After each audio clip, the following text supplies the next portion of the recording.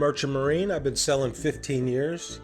I graduated from the Paul Hall Maritime Center out of Piney Point, Maryland. I primarily sail on container ships, tankers, drill ships, military cargo vessels, you name it, I can sail on it. My sailing capacity of bosun, my whole title is AB Unlimited. That primarily sail deep sea and coastal, meaning up and down the coast, west coast, east coast, and deep sea is out deep sea across to other continents.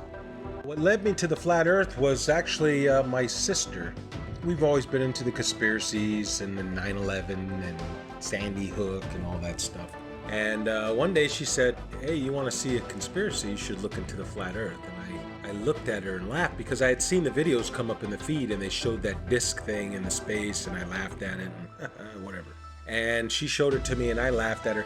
And I went and pulled out my phone and I looked up a video. You can look it up. It's called Dragon Link FPV to Space. And what you'll see is basically an RC airplane that's been taken up about 80,000 feet. And they release it, and then the airplane comes down with power. And it has the Dragon Link system, which is capable of making control and video.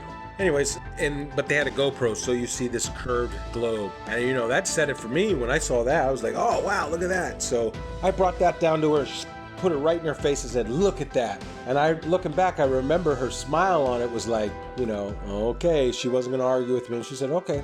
Later on, I don't know, a couple days later, whenever I seen it in there and I said, all right, I had nothing to watch. I hit it on the YouTube and I knew within 10 minutes of it. I forget which one it was. I think it was probably one of the documentaries, but it was almost like I instantly knew. And then what happened was a lot of the proofs that I had were before I was a flat earther, such as seeing contacts at 30 miles out with the naked eye on the horizon, which is impossible on the globe model. So much so, it was me, the third officer, and the lookout.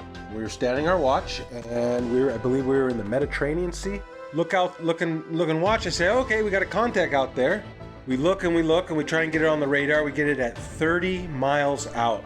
When the chief mate came up, we had told him, hey mate, we got a contact earlier 30 miles out. He said, bull crap, I don't believe you. And we all looked at each other and shook our heads and said, yeah, they got it. He stormed off the bridge, ran down, came back up. He had the Bowdage, which is a thick green book that's everything you ever need to know about being on the ocean, sailing, navigation, everything. And he comes up and he says, the math doesn't lie. And he slams down this piece of paper. And he says, our bridge height is at 100 feet versus how far? 30 miles. It should have been behind like 600 foot of curve. I remember 600 something foot. And he had all the mathematical, of course I didn't know, okay, that's good. All right, he must know what he's talking about. But we're looking like, well, I don't know. We got it on the radar. Then the radar must not know what it's doing.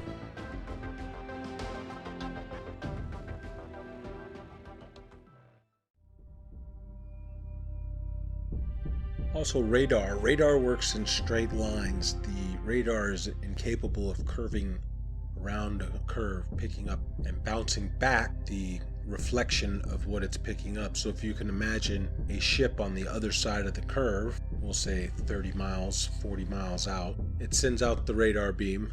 The radar beam is supposedly curving around this ball, bouncing back, and then bouncing the reflection, curving back around to be picked up by the radar. That's not happening. It's flying out straight, and when it picks up something, it hits it back. It's not going around any curve. That's plain simple. That can be looked up on your YouTube and see how radar waves work. They don't go around the curve. Every diagram shown will show you straight lines. They don't show you curved lines.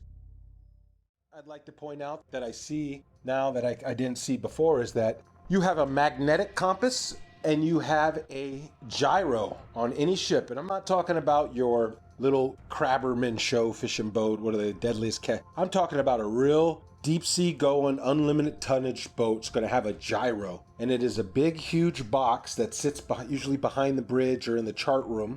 It's a big box and it's basically the gyro compass. Now, if you had two models, I guess, wouldn't you have to have one making the corrections, because it almost never matches the magnetic almost never matches the gyro. It's very rare that we're steering the same course. And they say it's due to deviation and variation is where you know, like the metals of the ship causes it to differ. And then you have the variation of the magnetic fields over the Earth is, I guess they change, you know, true north and magnetic north. But the way I look at it is, man, they got two different machines. One is a machine and one is from God. The way to get around the Earth. God's not a dummy. He put the way to get around the Earth with the compasses. If back in the day they had motorized vessels that can get them around, they would probably have got around a lot better. But they were at the mercy of the wind. People was like, oh, they didn't know their way, or, you know, they were using the stars and stuff, and they, you know, so I just believe that the two compasses, the gyro compass that's electronic, and then our regular compass is because they are switching the ways, you know, the maps. There's two different ways to get around the Earth. You're tricking us.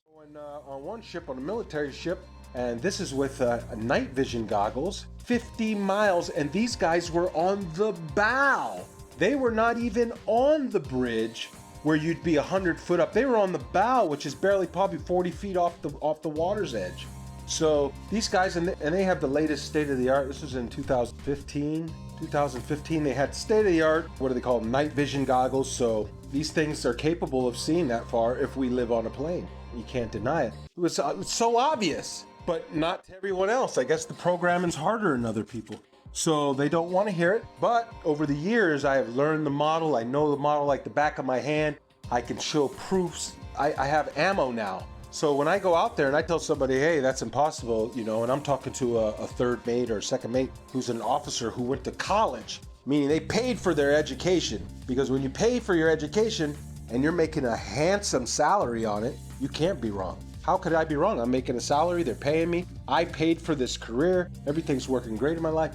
You are obviously wrong. All the math works.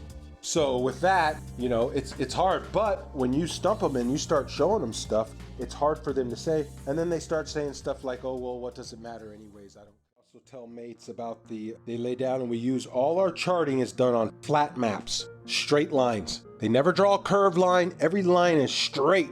Straight lines everywhere we go on a flat map. And I try to point it out to them. And what they tell me is, Mr. Marcator has put all that in there for you. It's all equated in there for you. You don't have to worry about it. All the curvature calculations for it and everything's figured right into the map. So the straight lines and everything are actually bending somehow. I don't know.